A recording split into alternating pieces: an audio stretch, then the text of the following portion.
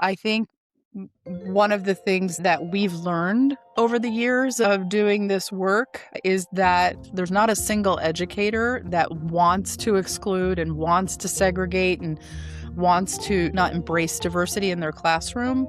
However, the ask is big, particularly for staff members maybe who have been doing things for a long time a certain way. It creates this cognitive dissonance that I talk about sometimes, where I've had these words said to me directly, where are you telling me I've done my job wrong all of these years? We went from 60% of our students spending 80% or more of the day to 82%. And so Wow. having 82% of our students with disabilities in general education for 80% or more of the day, I think that speaks volumes to the fact that it can be done. And the work wasn't done when I retired and joined All In. The work continues under their new leadership, and they're still plugging away and looking closely at different environments and how are we providing support and in what ways can we transition that support into general education. But I think you have to really, really believe in it to be committed to the work and understand that it takes years and years and years to change a system and to change the mindset. Hey friends, welcome back to Think Inclusive, real conversations about building schools where every learner belongs. I'm your host, Tim Villegas. Today's episode is about what it really takes to move inclusive education from a belief that we hold to a practice we live out in our schools. This conversation is all about systems change, how schools and districts shift mindset, build capacity, and stay in the work long enough for real change to take root. If you're an educator or leader who believes in inclusion but feels the weight of turning that belief into action, this episode is for you. Our guest today is Michele Gardner, interim CEO at All In for Inclusive Education, formerly known as NJCIE. Michele has spent more than 25 years in New Jersey public schools, serving in roles ranging from paraprofessional and special education teacher to assistant principal and director of special services. She's also taught future educators for nearly 2 decades as an adjunct instructor at the College of New Jersey and has been recognized statewide for their leadership in inclusive education. We talk about how inclusive change actually happens, why teachers matter so much in leading that work, how leaders can support staff without pushing too fast, and what it looks like to stay focused on students while navigating fear, resistance, and fatigue. Michele also reflects on how her own thinking has evolved over time and what keeps her hopeful right now. Before we meet our guest, I want to tell you about our sponsor. This episode is brought to you by IXL. IXL is an all-in-one platform for K-12 that helps boost student achievement, empowers teachers, and tracks progress in one place. As students practice, IXL adapts to their individual needs so that every learner gets just right support and challenge, and each student gets a personalized learning plan to close gaps. Check it out at ixl.com/inclusive. That's ixl.com/inclusive. All right. After a quick break, it's time to Think Inclusive with Michele Gardner. Catch you on the other side. Michele Gardner, welcome to the Think Inclusive podcast. Happy to be here with you, Tim. All right, let's talk about All In, Michele. What I didn't prep you with this question, but let's just Okay. roll with it. Yeah. Roll with it because at MCIE in Think Inclusive, in the podcast, we talk to a lot of technical assistance providers that do very similar work to us, and All In is one of those organizations, right? So, could you just if you were meeting someone for the first person and you were saying, I'm the executive director for All In, and they're like, what's All In? How would you answer that question? Yeah. So All In for Inclusive Education is a nonprofit. I'm currently the interim CEO, and our work is really centered around supporting educators and administrators in our public schools to facilitate systemic change, to provide technical assistance, as you mentioned, and that's usually via coaching, consultation, professional development. The bulk of our work is done in the state of New Jersey, but we also venture out beyond our borders. And we also now have an organization that's joined us called Urban Collaborative. They're now Urban Collaborative at All In, and they focus on inclusion in urban school settings. And so, collectively, all of that work is really meant to move the needle around least restrictive environment and students with disabilities having access to all that their peers have access to in our public schools. With the acknowledgement, as I'm sure most of your listeners are aware of the fact that we are not doing a really great job in this country, including students with disabilities in their local public schools, in general education, and educators and administrators and families all need support in making some improvements there. We do fee-based work, but we also do work called the New Jersey Inclusion Project, and that's via a grant with the Department of Education here in New Jersey.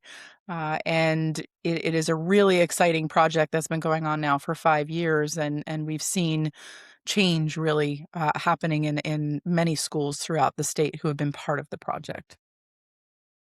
Great. That's great. What's interesting, and like I said before, our organizations are very similar in the way that we're funded and we operate. And sometimes people go, well, why doesn't Texas have a coalition for inclusive education? Or, why doesn't Indiana, or why doesn't, Idaho, or, pick your state or whatever.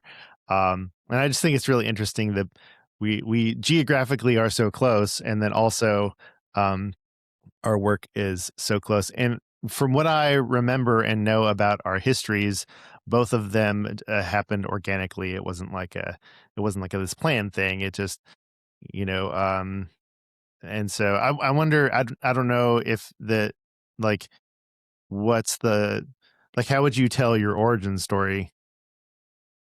We were really a grassroots organization that was started by parents, primarily parents in a very specific region of New Jersey who were looking for their children with Down syndrome to be included in their public schools. That's how it started. Mm, And over time, it really became an organization that not only supports parents, of course, they are an incredibly important part of this picture, but our work really began to focus on schools and working directly with schools to provide the support that they need to do that successfully, to do that with integrity, and to make sure, all children were benefiting from that experience. great. Thank you for that context. Yeah, so like, if you're listening, you're like, how did these organizations start? Again, parent grassroots movement, and it evolved and and and became what it is today. So that might give you some ideas. I'd like to talk about, like, when you think about the work of All In, what's a story of a recent win that kind of signifies what All In is all about? I love the wins, Tim. I love them. And really, the wins happen sort of every day, sometimes in short conversations and small moments. But sometimes you sort of see a momentum build and it becomes very exciting. We've recently honored a school last spring who's working in the New Jersey Inclusion Project. They're one of our systemic change sites.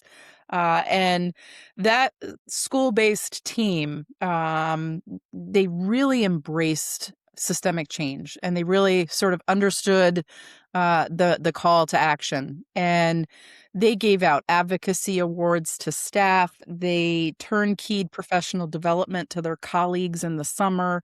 They developed an inclusion update newsletter, and they changed their LRE in 1 year from 50% of their students spending 80% of the time in general education to 60%. And a 10% increase in 1 year is really impressive. And all of this was truly led by teachers. And I think that sometimes we forget the power of colleagues. And I think that once those teachers on the school-based team really embraced all of this and understood their mission, they took it to heart. And it shows in their numbers, and it shows in the work that they're doing. Wow. Could you just repeat the LRE change Sure. again one more time?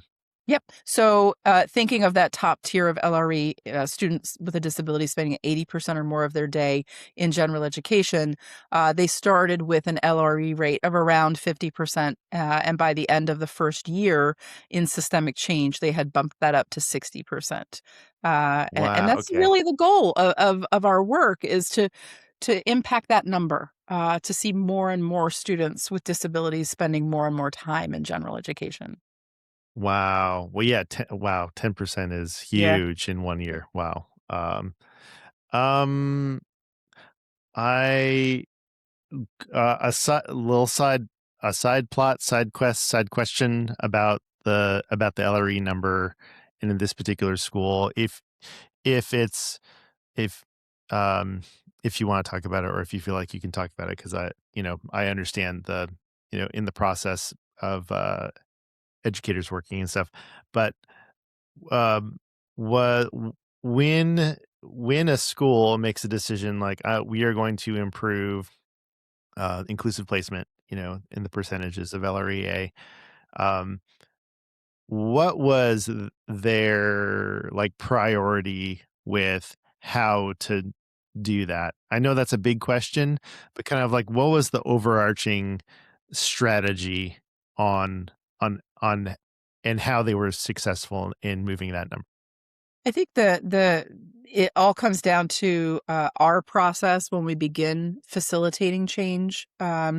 The first thing we're doing is bringing awareness, awareness of laws and research, as I'm sure you do in Maryland, and just getting people to understand where we are and maybe why we need to improve.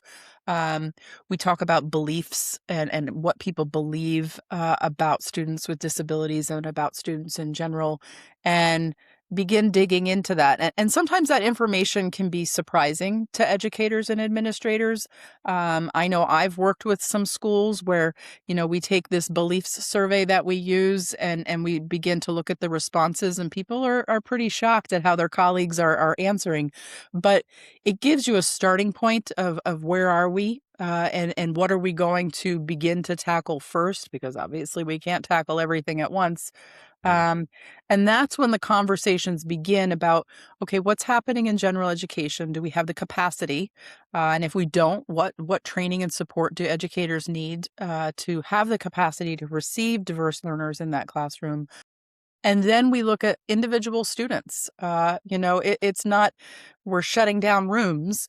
It's looking at individual students and what supports and services do they need in a general education classroom to successfully achieve their IEP goals. And I think when you take that approach and you're not just coming in to put the hammer down to say you're closing your resource rooms or whatever it might be, um, I think educators can get on board and understand that we're being meticulous, and we're trying to change things for all children for good, not just in a moment of change that's going to revert back to where we were when All In steps out the door in a few years. So, Yeah. and it's also honoring where people are. We don't go in and apply the same method to every school that we're in. We honor the context and the culture of that district, and who's been working there and who hasn't been working there for long, and what the beliefs are of the community and the parents. And we try to work from where they are, just like we ask people to do for our students. So when a district, let's say a district is not as on board or quickly changing their mind and practices with regard to inclusive, inclusive placement, inclusive practices. Um, how do you how do you start moving the needle for those folks so they feel like they can make change? Yeah. I think one of the things that we've learned over the years of doing this work is that there is not that I've met. There's not a single educator that wants to exclude and wants to segregate and wants to really not embrace diversity in their classroom. However, the ask is big, particularly for staff members who have been doing things for a long time a certain way. Um, it creates this cognitive dissonance that I talk about sometimes, where, and I've had these words said to me directly, where are you telling me I've done my job wrong all of these years, right? Nobody likes that feeling. So we have to sort of approach it with some grace and understanding that staff members may be feeling like that, and it's not that someone's been doing something the wrong way. It's just that we all have to sort of evolve with what we now understand about what education should be, and what the civil rights of children with disabilities are, and how do we honor that while also supporting staff members. And so sometimes it's just some really candid one-on-one conversations. But again, I go back to that school-based team. When we have some educators on that team, they can really be champions for what we're expecting everyone else to do, and they can serve as models. They can serve as coaches and a support system for their colleagues as they're frustrated along the way, or as they're questioning the practices that they're asked to be engaged in. Those colleagues are the best support system for educators versus an administrator or us as an outside agency coming in and telling people what to do. So when we develop those school-based teams, we really like to have people on those teams who can sort of live this dream that we Mm. have for children with disabilities. After the break, we dig into what it looks like to lead inclusive change from the inside, especially when not everyone is on board. Michele shares how districts can build momentum, support educators through uncertainty, and keep students at the center while navigating the very real challenges of systems change. This episode is sponsored by Adaptiverse. If you're a special education teacher, you already know the time problem. Every week, educators spend 15 to 20 hours manually adapting curriculum for students with complex communication needs, non-speaking learners, AAC users, and students with apraxia or language-based disabilities. Creating personalized materials, building visual supports, and designing multiple expressive pathways is essential work, but it's exhausting.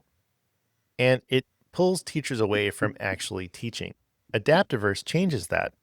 Teachers simply describe what they're teaching and who they're teaching, and the platform generates grade-level lessons personalized to each student, with built-in scaffolds and multiple ways to show understanding. And these aren't watered-down worksheets.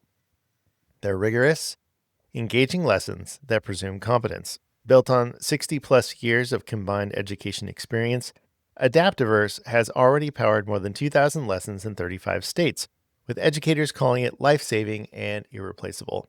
If you're ready to get those hours back and focus on what matters most, visit adaptiverseapp.com to learn more. That's adaptiverseapp.com. Yeah, I love that. We were recently at the TASH conference in Denver, end of 2025, and we were in a session. And one of the things that got brought up about constructing these school-based or district-based leadership teams that are kind of spearheading the work, right?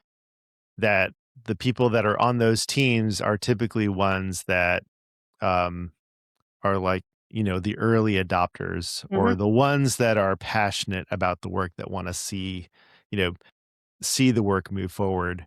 And I think it's easy to forget that there's like the it's called the what innovation diffusion of innovation, I Mhm. think. I think. Um, Rings a bell. yes, yeah. I'm certainly no expert, but just that they're like, if you have 100 people, not everyone is going to be, on board or passionate about the thing that you're talking about, and realize there's some natural variance in there, and how do you work with that? So I think that's really important for us to remember and not just say like, well, why don't you think this way, or what, that Yeah. it's going to take some time for some people. Yes, yes, and I think it's also, one of the things that we debate sometimes internally is who do you have on that team, right? Who do you have on that school-based team, or for some places, district team? Um, and sometimes there's an urge to place a complete sort of non-believer on that team in the hopes that the team will adjust their beliefs. And what we have found historically, I don't have any research to back this up, is that it tends to really stall the work of the team, and that having the early adopters on that team really can drive the change forward, and serve as models and a support system for those that are not early adopters. And so we often encourage schools when they're developing that team to include people that are at least ready to do the work, and think they might believe in the work, but they're not sure. But we want individuals who can help us drive the change forward rather than stall that change in kind of ongoing repetitive conversations about their own belief system. Yeah, that's a great point. Um, another question I didn't prep you for. That's I like okay. to do that, Michelle. I'm so sorry. It's like, whenever, like, I give you for anyone who's listening, I like almost always give questions to the guests, but then as we're talking, I really try to put myself in the seat of the listener. And so as the questions come up, I'm like, I bet someone would ask this question. So that's kind of where that's coming from. Okay, so I'm curious about how like you, Michelle, are connected to this work. So you talked a little bit about the origin story of like, you know, uh, all in formerly NGACIE, but like, where do you fit in with, um, inclusive practices and like Yeah. advocating for this? I would love to tell you about my journey, Tim. I mean, I'm not a spring chicken. And so, when I went to college and entered the workforce as a special education teacher, I'll be very honest, my mindset was not inclusive. I wanted my own little classroom. I wanted my own group of students. And that's where I saw myself as a special educator. And of course, I've now had a journey into inclusive mindset since then, and that just happened through experiences, through training. I had a student when I was a special education teacher who the general education teacher wanted to have this student in her class much of the day. It was a big concern of mine. The student had some behavioral needs. I couldn't fathom it. And at the end of the day, she said, let him in. I let him in. I provided her with support. We would brainstorm. We didn't have co-planning periods. We would just connect in the hall, talk after school, grab each other at lunch. And it was an incredibly successful experience because of that collaboration and because of her commitment to making her classroom a place where she taught to diversity. And she didn't have a co-teacher. I was I was in a self-contained classroom. So we weren't co-teaching. But I think that's where my journey really started, because I taught, my teaching years were spent with children with autism and intellectual and developmental disabilities. And so it made me begin to think about what other opportunities have my students not had, or what opportunities could they have? And then through the years, becoming frustrated with opportunities they didn't have, or the way they had to earn their way into general education, which didn't sit right with me. I wasn't reading the research and all of that at that point in my career. But then I became an administrator and spent my last 12 years in public education, as a director of special services. And that's when you really have the moment where you can affect change from your role as an administrator. And so I spent 10 years engaged in systemic change. And it was, with all of the support of all of the people around me. It was the administrative team, it was the parents, the educators. In New Jersey, we have child study teams.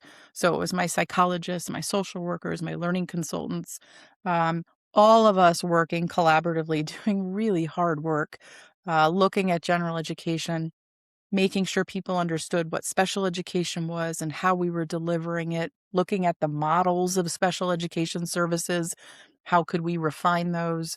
Um, and it, there were many days that were very hard, and I began to question what in the world I was doing and why I was doing it. But when you talk about that LRE number, we went over the course of 10 years, so we were really committed to change. We went from 60% of our students spending 80% or more of the day to 82%. And so Wow. having 82% of our students with disabilities in general education for 80% or more of the day, I think that speaks volumes to the fact that it can be done. And the work wasn't done when I retired and joined All In. The work continues under their new leadership, and they're still plugging away and looking closely at different environments and how are we providing support and in what ways can we transition that support into general education. Um, but I think you have to really, really believe in it to be committed to the work and understand that it takes years and years and years to change a system and to change the mindset. We talk about early adopters versus never adopters. I had some there were never adopters. They're Yeah. still never adopting. Um, but that's a reality of change. We spent that first year really just talking about LRE, talking about inclusion, the laws, the research, just to give everybody sort of a base understanding of why we were about to do what we were about to do. And it was never about closing a resource room or closing a self contained classroom. Um, it was really about building the capacity of general education to receive our students and building the capacity of our special educators to provide those services anywhere, not just in a special classroom. Yeah. Yeah. Um, and this was in your last position was in New Jersey, right? Yes. Okay. Yes. Yeah. Mhm. Mhm. Um, yeah. Gosh, a couple things floating around in my head. The first is I think it's interesting.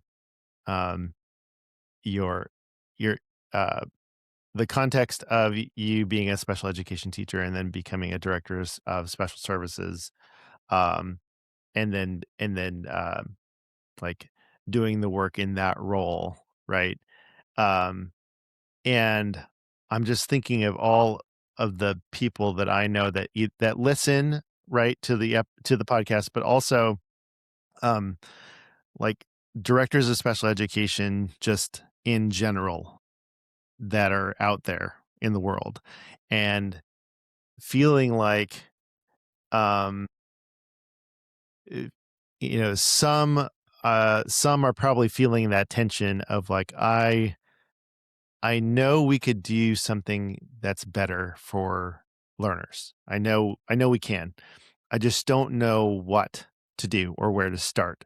So I'm wondering if we could take just a couple minutes, like if you could talk to those particular people, directors of special ed, who are like, I really want to move this forward, but I just don't know how to approach it. I'm not sure that, you know, the superintendent or, other district leaders are going to be on board. And I'm really not sure. Maybe they're looking at all of the never adopters in their teaching, that are in classrooms and going, I just don't know how to tackle this. So Yeah. I'd love for you to talk to them for a little bit.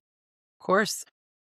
I think that first and foremost, you have to find, as an administrator, find at least one ally on the administrative team, possibly a building principal, somebody that you can really build a relationship with. I was very lucky to have a colleague who was the principal of our early childhood center, that had a very strong alignment with my beliefs and my philosophy around educating children. It didn't mean we didn't have disagreements and that we didn't sometimes engage in some lengthy, highly emotional discussions about things. But Annie was somebody that I knew would be a place. Her building would be a place where I could implement some things and say, "Look, this works." Um, so having at least an ally on the administrative team is really important. Also, getting some of this work in a district strategic plan. Mm. At least here in New Jersey, we have to update our strategic plan every 5 years as a school district. We have 600 school districts, so that's 600 strategic plans in New Jersey. But I found that to be a very powerful tool as a director, where as we were working on a new strategic plan, we got a goal in there around increasing opportunities in general education for students with disabilities. So our strategic planning goal wasn't, again, shutting down programs. It was building the capacity of general education. And then all of our activities really revolved around that. When it came to budget decisions, when it came to what programs are we keeping, cutting, things like that, it was, I wouldn't say easy, but it made a smoother path for me to say, this is a priority because this is in the strategic plan. Um, Occasionally, not often, I might have to hire another staff member and I could refer back to the strategic plan. If we were, making some decisions about schools and changes in schools or grade levels, or curriculum, making decisions about what programs we were going to adopt, we could refer back to the strategic plan. So I think the strategic plan of a district becomes a very powerful tool for a director. It also ensures that your Board of Education, one, is fully aware of what you're trying to engage in and can support the decisions you're making because of that strategic plan. Um, and really, I think the other part of this was, my willingness and the willingness of my team, um, to engage in professional development constantly, engage in coaching constantly. It's not about, "This is what we're doing, best of luck to you." It's really about, "Okay, what do you need?" We had a moment where, some of our world language teachers, were really not sure how they could successfully support this growing population of students that were in their classrooms. And so it was, okay, what do you need? Well, we need professional development. Great. Did a 3-part series on including students with disabilities and in the world language classroom. And it was a really successful tool to support those educators in doing the work that we needed them to do. So it was always about supporting educators. And I think that any director, any administrator who's looking to engage in systemic change has to really be committed to professional development. Yes, you're going to need to get subs. Yes, you're going to have to carve out time during districts and service days, but you have to have that commitment to deliver professional development and then to follow that up with both some coaching, going into the classroom, providing support, as well as reflecting it in teacher observations and evaluations. So if the things that are supposed to be happening aren't happening, they need to be addressed. And if we have things that are not happening the way they should be, then we should be problem solving. It shouldn't be, well, those three teachers, we can't place students with disabilities in that classroom. What do those three teachers need so that they can also be successful, so that every classroom can receive diversity? Because I can almost guarantee you if a teacher is struggling to support children with disabilities in his, her, or their classroom, they're going to struggle to support any kind of diversity in learner. Hmm. And we know, and I know certainly in New Jersey, our classrooms just continue to become more diverse than ever. Yeah. Yeah.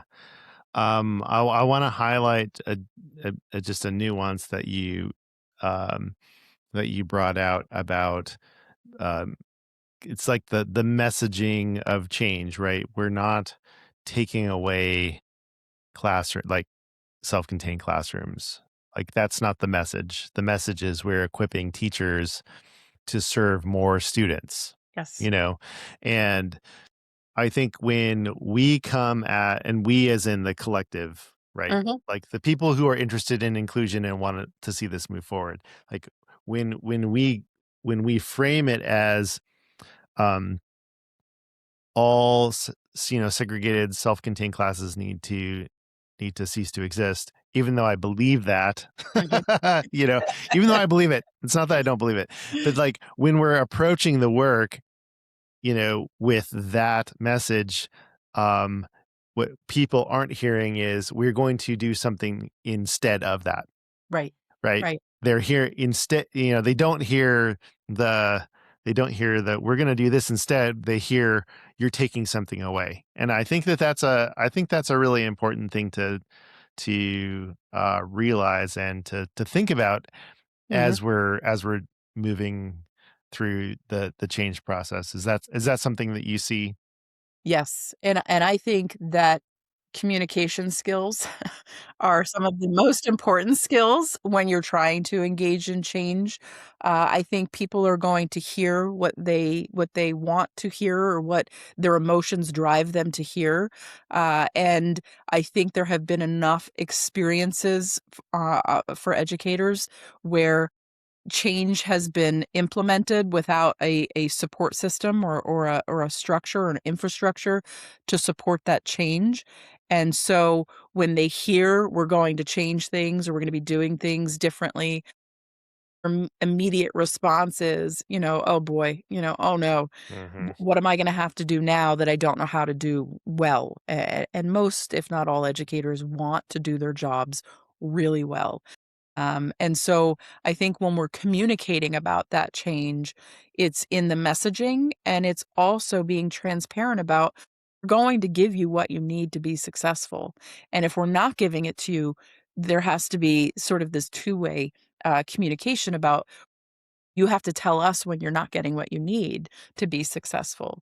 And I think that's one of the things that worked for us when I was a director was there was very much an open line of communication, at least I felt there was, where people could be open and honest. We would survey sometimes anonymously so people could share their true and real thoughts, and then we would respond to that, with whatever we felt like people needed or whatever they told us they needed, to the best of our ability, we would respond to it.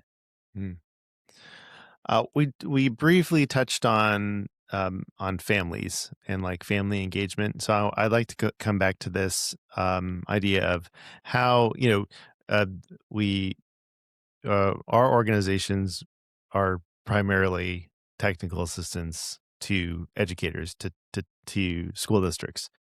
But how does All In approach family engagement?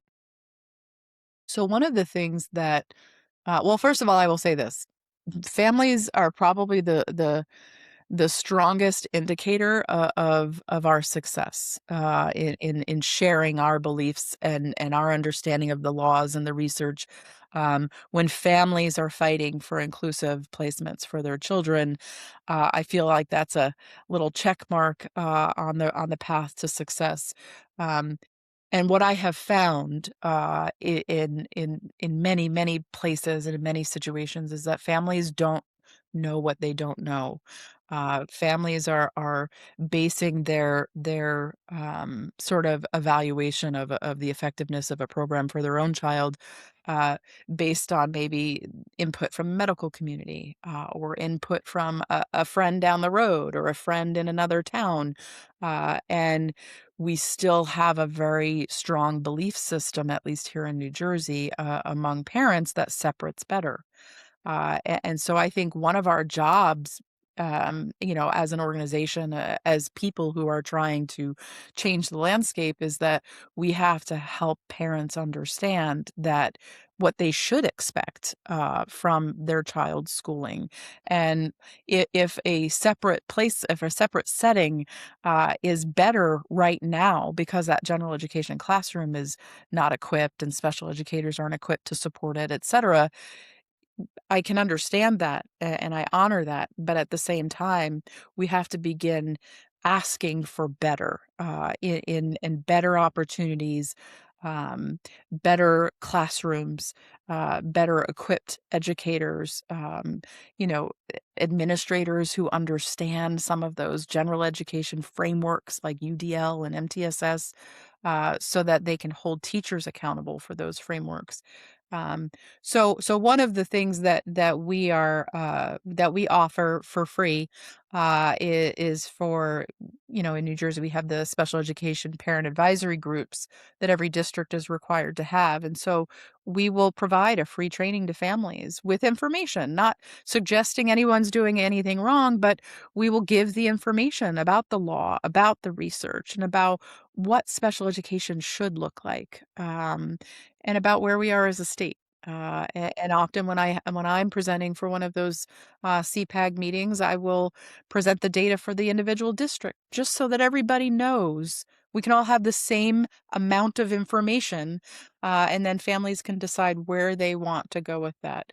But my time as a director, my best support system were the parents.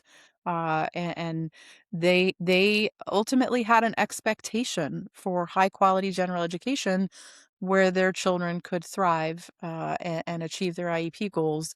Hmm. And anything less than that became an issue. And I'm very glad it did. And that's really the goal, because families are really a key a component of systemic change. And so that's something else that in our systemic change work, either in year 2 or year 3, we require a parent to be invited to some of the meetings so that they are sort of a representative on that team of the parent perspective and can share a perspective that I think sometimes educators don't have access to. Interesting. On like the school-based team or the Yeah, district on the school-based team. school-based team. Okay. Hmm. Okay. Yeah. Oh, that's great. That's great. Man, I had a question and then I lost it. I think it was um oh, maybe it was about the LRE data because it just reminded me, in case anyone's listening that doesn't know, that's all public data. So like you can usually go to the State Department website and find it somewhere. It's usually hidden, Yeah. behind many clicks, many links. We have a new data dashboard in New Jersey, that's actually a little interactive. So it's they've done a really nice Good, job, good. Yes. where you can access the LRE data for, the state, for the county, for your district, and you can look at that data by race and ethnicity. You can look Hmm. at it by disability category, by grade level. Um, so that's been a nice addition for us to be able to really talk about data, whether we're talking about data at the state level or we're talking about it at the district level. Because again, I don't know that people even know that that data is out there to access. And I will mention for your viewers, New Jersey's working really hard, and our Department of Ed is really, really committed. However, we are, the 50th of the 50 states in terms of our LRE rate for students with disabilities. So, we're a state that provides a pretty extraordinary public education to many groups and many Hmm. students, but our LRE rate is right there at the bottom, and that's alarming. And even if you're a never adopter, you can look at that data and say, okay, but there's room to improve. We should be doing better than this, at least. Yeah, yeah, absolutely. Um, well, we've talked about a lot, and I know I've skipped over a bunch of questions. So I'm wondering if there's something that we haven't talked about that is just on your mind and going, man, I really wish Tim would have asked me this question. So, I want to acknowledge the momentum I'm seeing and feeling. I certainly, compared to 10 years ago, 15 years ago, I feel like there's very much a heightened awareness of LRE. Even though people might not know what LRE is, they know that we're talking about inclusion more. Um, I feel like disability is slowly becoming part of just the global diversity conversation when it used to be a separate conversation.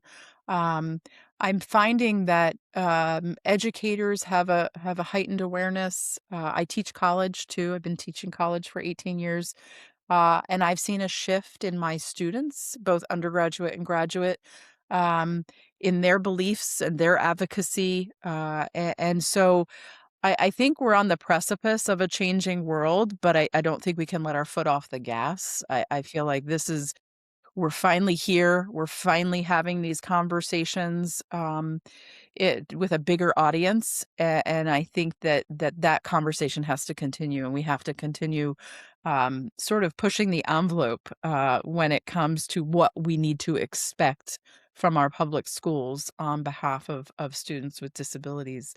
I have a grandson who's 4 with autism, and my hopes and dreams for him are like my hopes and dreams for my 2-year-old grandson.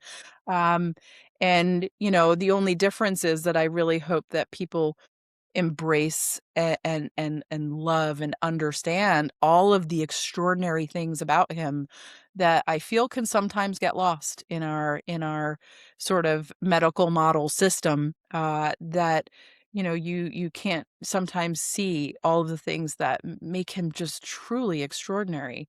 And I have a feeling that many parents, grandparents, family members feel that way when they're caught in our system. And we need our system, but I also think our system has to begin to adjust for disability being just simply part of the diversity of humans, and that it's we need it. We need that diversity, and without it, we're very boring. And and and our schools need to shift as well. yes, I love the hopefulness in your voice and in what you're sharing. I feel it too. I feel like we are a much more uh we've moved so far in the last 10, 15, 20 years, and I really do feel like it's just going to keep growing. That's really I love to hear you say that. um well, thanks, Michelle. Thanks for being here, for sharing your story, and all in story about what you do. And I'd like to wrap up with a mystery question. Are you ready, Michelle? I'm ready. I'm ready. We've talked about what it takes to lead inclusive change, how beliefs and systems shift over time, and why families and educators are such a big part of that work. Before we wrap up, it's time to lighten things up a bit. Let's end with a mystery question that takes us back to childhood and might reveal something unexpected about Michelle. Okay, I have a fresh crop of questions Okay. here. So